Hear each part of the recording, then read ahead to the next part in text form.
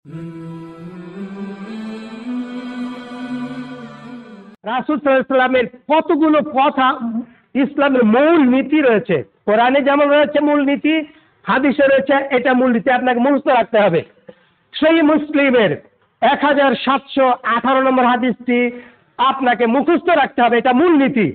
সমস্ত কষ্টি পাথর দিয়ে যেমন আপনার গোল্ডকে যাচাই করে এটা গোল্ড না সিটি গোল্ড না এটা আয়রন কি এটা না সিলভার, এটা আপনি যাচাই করতে পারেন, পরীক্ষা করতে পারেন, পরখ করে জানতে পারেন। এমনি ভাবে এই হাদিসটা হচ্ছে পরখ করে নেয় আপনার ইবাদতটা ইবাদত কিনা, আপনার আমলটা আমল কিনা। আয়েশা রাদিয়াল্লাহু তাআলা আনহা তিনি বলেন, রাসূল সাল্লাল্লাহু আলাইহি সাল্লাম বলেছেন, মান আমিলা আমালান, মান মানে যে ব্যক্তি, যারা আমিলা আমল করলো, ইবাদত করলো, আমালান এমন ইবাদত এমন আমল, লাইসা আলাইহি আমরুনা, লাইসা নেই, আলাইহি তার উপরে তিল মারা নেই, তার উপরে আমার কোনো নির্দেশ দেওয়া নেই। লাইসা আলাইহি আমরুন, আমরুন নির্দেশ, আমরুনা আমাদের নির্দেশ।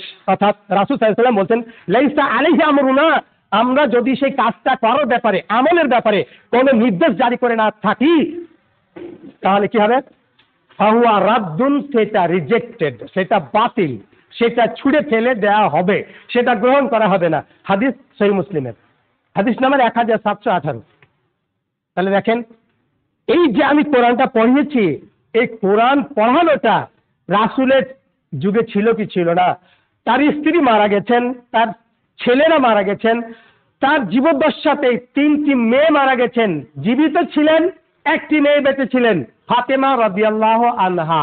বাকি সমস্ত ছেলে মেয়ে মারা গেছেন তার জীবদ্দশায়। এবার দেখেন, তার ঘনিষ্ঠ বন্ধু যদি থেকে থাকে তাহলে আবু বকর সিদ্দিক রাদিয়াল্লাহু তাআলা আনহু। তাহলে আবু বকর সিদ্দিক সহ অন্যান্য সাহাবায়ে কেরামদেরকে নিয়ে একটুখানি ইসালে সওয়াবের ব্যবস্থা করলেন না, যে আমার বন্ধুরা, আমার সঙ্গী সাথীরা একটু আসো, আমার প্রিয় ছেলে ইব্রাহিম, কাসিম, তাহির বা জাইনাব, রোকেয়া, কুলসুম মারা গেছে, তাদের জন্য একটুখানি আল্লাহর কাছে আমরা প্রার্থনা করি না। এরকম সিস্টেম আপনি পুরা সুন্নাহর জীবনে রাসূল সাল্লাল্লাহু আলাইহি ওয়াসাল্লাম পাবেন না, পুরা হাদিস শাস্ত্র ঘাটলে পাবেন না। তাহলে এটা আসলে কি করে? পেট ও পকেটের জন্য আমরাই করেছি, আমাদের মতো মানুষেরা করেছি, এই টুপি দাড়ি পাঞ্জাবিওয়ালা মানুষেরাই। দেখেন, মসজিদে যারা থাকে তাদের বেতন খুবই স্বল্প, এই জন্য কিছু মানে বাড়তি রোজগারের জন্য আমাদের কিছু সিস্টেম বের করতে হবে। কেউ তেল পড়া নিতে আসবে, 5 টাকা 10 টাকা 50 টাকা নেব। কেউ কারো বাচ্চা কাচ্চা কেউ কাঁদছে বা আর কিছু হয়েছে, একটা আমরা কোরআনের আয়াত লিখে টেখে দিব, সেখানে 501 টাকা নেব। তাহলে এইভাবে আমার একটা আউট ইনকাম মানে চলে আসবে, কেন বেতন তো আমাদের অল্প। যেমন একজন লরি চালকের বেতন কম, একজন বাস চালকের বেতন কম, কিন্তু বাড়তি চুরি করা ইনকাম আছে, যেটা বৈধ নয়, অবৈধ। বাস মালিককে না জানিয়েই ড্রাইভার, কন্ট্রাক্টর এবং হেল্পার এরা সবাই মিলে একটা নির্দিষ্ট অ্যামাউন্ট রেখে দিয়ে বাস মালিককে দেয়। কেন? তাদের বেতন তো কম, ওই বেতনে তো সংসার যাবে না। একজন মসজিদের মৌলভী সাহেবকে, একজন মাদ্রাসার শিক্ষককে তো সেরকম বেতন তো দেওয়া যায় না। তাহলে একটা সিস্টেম আমাদের বের করতে হবে, পেটটাও চলবে, পকেটটাও গরম হয়ে থাকবে। আপনি আমাকে একদিন ডাকবেন, খাওয়াবেন, তা তো আপনি ওই শাক ভাত তো দিবেন না। ডিম থেকে মাছ, মাছ থেকে আপনি একটা গোস্তের ব্যবস্থা করবেন, আর কিছু হাদিয়া তোহফা দিবেন, লোকটার তো বিবি বাল বাচ্চা আছে, এই দেবেন। এইভাবে এটা সমাজে চলমান হয়েছে, ফলে এটা চলমান। কিন্তু আমরা কারো মুখ দেখে কোনো কথা বলছি না, কারো মুখ দেখে তার সম্মান করছি না। রাসূল সাল্লাল্লাহু আলাইহি ওয়াসাল্লাম বলেছেন, মান আমিলা আমালান লাইসা আলাইহি আমরুনা ফাহুয়া রাদ্দুন, যে ব্যক্তি এমন কোনো আমল করলো, ইবাদত করলো, যে আমল, যে ইবাদতের বিষয়ে আমি মুহাম্মদ সাল্লাল্লাহু আলাইহি ওয়াসাল্লাম নির্দেশ দিইনি, বলিনি, সেই আমলটা বাতিল, যে আমলটা বাতিল। আপনি যদি মানে মূল মানে নীতিমালা দেখেন কোরআনের, এটাও আপনাকে মনে রাখতে হবে। সূরা হাসর সূরা নম্বর 59 59 আয়াত নম্বর 7 নম্বর মানে আয়াত, এটা অংশ বিশেষ। আল্লাহ সুবহানাহু ওয়া তাআলা বলছে, ওয়া মা আতাকুমুর রাসূলু ফাখুযুহু ওয়া মা নাহাকুম আনহু ফান্তাহু। ইবাদতের ক্ষেত্রে রাসূলের দেওয়া হতে হবে। আপনি যদি বলেন ভাই আমরা 5 ওয়াক্ত সালাতের পরে সবাই মিলে একটু আল্লাহর কাছে দোয়া করব, আপনি বলেন ভাই আমার বাবা অসুস্থ আছে, 500,000 টাকা দিচ্ছি, একটু আমার বাবার জন্য দোয়া করে দিন। আপনি দিলেন, ইমাম সাহেব আর আমরা মুসল্লি যা ছিলাম মুক্তাদি মিলে হাত তুলে আল্লাহ সুবহানাহু ওয়া তাআলাকে বললাম যে আল্লাহ ওর বাবা অসুস্থ আছে, ওর আত্মীয় অসুস্থ আছে, সুস্থতা দান করো, আল্লাহ যে নিয়তে দিয়েছে তার নিয়তে তুমি পূরণ করে দাও ইত্যাদি আমরা কিছু বললাম। আচ্ছা, এই আমলটা রাসূল সাল্লাল্লাহু আলাইহি সাল্লাম দিয়েছেন কি দেননি?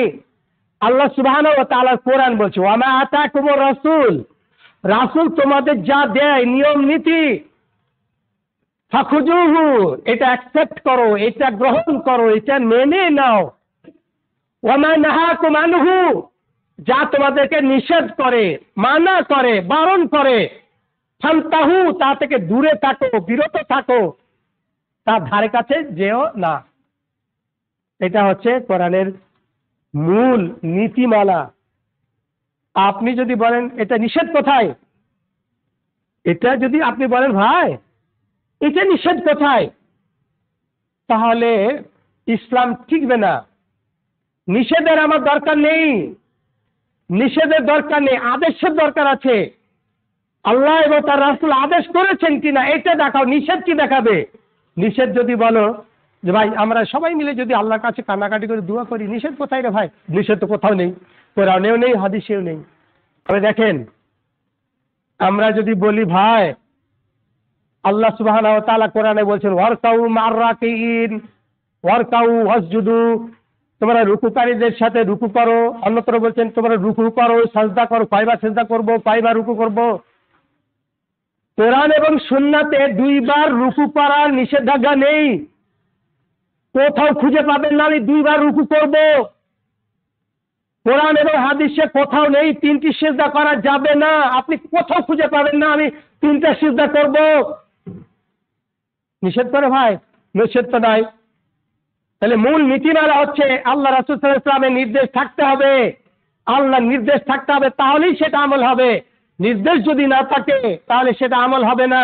আমল আপনার কাছে ভালো থাকতে হতে পারে ভালো, আপনি বুঝলেন, রাসূল সাল্লাল্লাহু আলাইহি ওয়াসাল্লাম তাহলে বুঝেননি, আল্লাহ তাহলে বুঝেননি। অথচ আমাদের নবী মুহাম্মদ সাল্লাল্লাহু আলাইহি ওয়াসাল্লাম তিনি বলেন এমন কোন কর্ম যেটা মানুষকে আল্লাহর নিকটবর্তী করে দেবে আমি তোমাদের বলিনি এমনটি নয়, এমন কর্ম যা তোমাদেরকে জাহান্নামে নিকটবর্তী করে দেবে আমি তোমাদের নিষেধ করেছি এমনটিও নয়। তাহলে দুটাই রাসূল বলছে, বলে গেছি।